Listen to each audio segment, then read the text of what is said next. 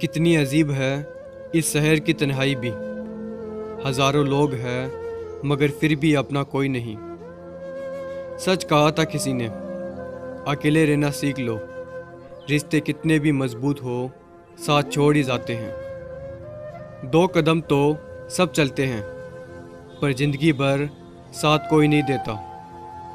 किसी का साथ चाहिए तो जिंदगी भर चाहिए, वरना कुछ पल के लिए तो जनाजे में भी साथ मिल जाता है। मैं कुछ खास तो नहीं, लेकिन किसी के साथ धोखा नहीं किया।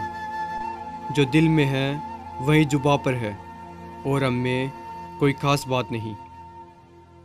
दर्द दो तरह के होते हैं, एक आपको तकलीफ देता है, एक आपको बदल देता है। कभी कभी हम बिना कुछ किए भी गलत हो जाते हैं, क्योंकि हम वह नहीं करते जो लोग चाहते हैं।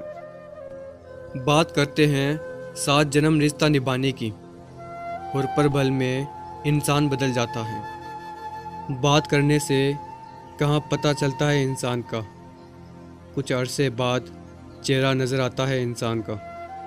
बेवफाई की दास्तां क्या सुनाऊं दुनिया वालों, हमने तो अपने यार से भी धोखा खाया है।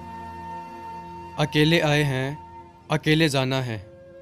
अपने आप में खुश रहो, इस दुनिया से क्यों दिल लगाना है।